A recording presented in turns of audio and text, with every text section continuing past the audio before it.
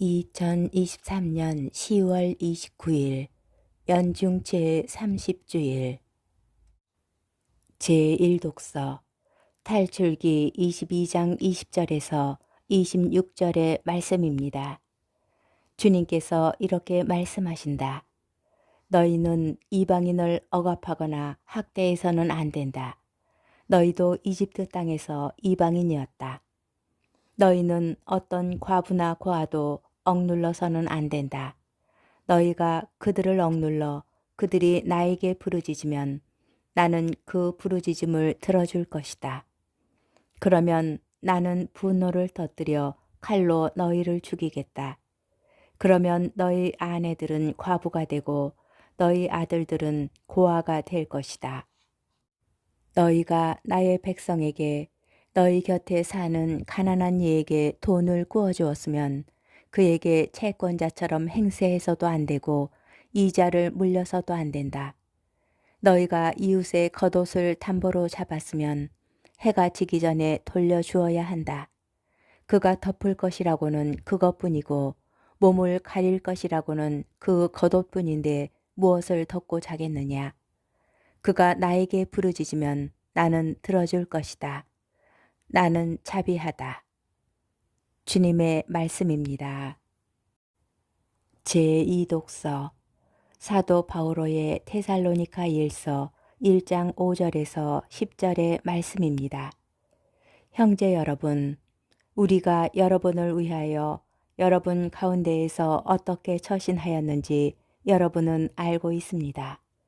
또한 여러분은 큰 환난 속에서도 성령께서 주시는 기쁨으로 말씀을 받아들여 우리와 주님을 본받는 사람이 되었습니다.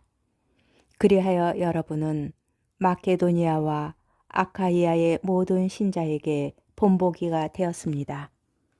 주님의 말씀이 여러분에게서 시작하여 마케도니아와 아카이아에 울려 퍼졌을 뿐만 아니라 하느님에 대한 여러분의 믿음이 곳곳에 알려졌습니다. 그러니 우리는 더 말할 필요가 없습니다. 사실 그곳 사람들이 우리에 관한 이야기를 전하고 있습니다. 우리가 여러분을 찾아갔을 때에 여러분이 우리를 어떻게 받아들였는지, 여러분이 어떻게 우상들을 버리고 하느님께 돌아서서 살아계신 참 하느님을 섬기게 되었는지, 그리고 여러분이 어떻게 하느님께서 죽은 이들 가운데에서 일으키신 그분의 아드님, 곧 닥쳐오는 진노에서 우리를 구해주실 예수님께서 하늘로부터 오실 것을 기다리게 되었는지 말하고 있습니다. 주님의 말씀입니다. 복음, 마테오 복음 22장 34절에서 40절의 말씀입니다.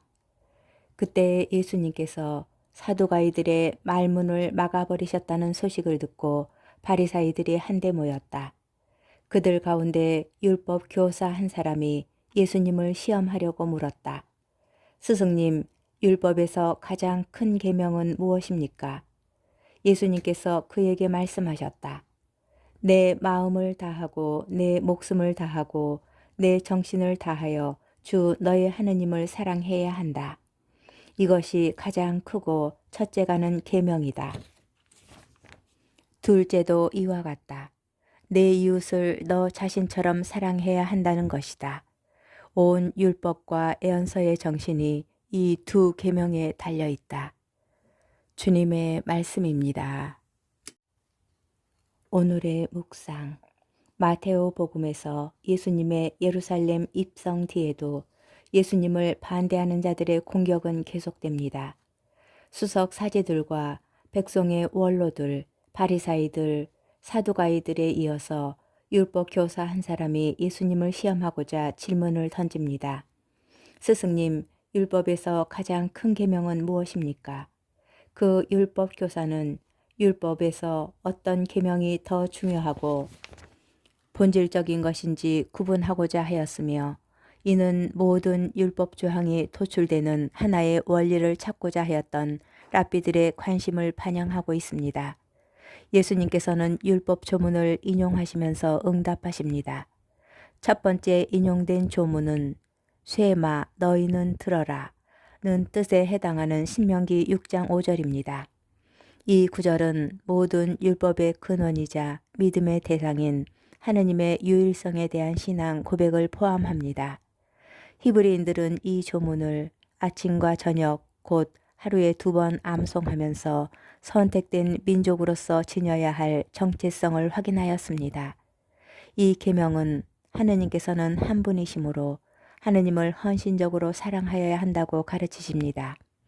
두 번째로 레위기 19장 18절이 인용됩니다. 이 계명에 따르면 이웃을 사랑하여야 합니다. 예수님께서는 하느님 사랑을 첫 번째 계명으로 말씀하셨지만 이웃 사랑도 하느님 사랑 못지않게 중요한 계명으로서 이 두 계명은 뗄 수 없는 하나의 계명이라고 강조하십니다. 제1독서에 따르면 모세의 법은 이웃, 특별히 이방인, 과부와 고아, 가난한 이와 같은 약자에 대한 보호를 중요한 가르침으로 분류하였습니다. 오늘 독서와 복음은 우리가 이웃을 대하는 자세를 돌아보게 합니다. 주의 이웃을 하느님처럼 섬기며 사랑하고 있습니까?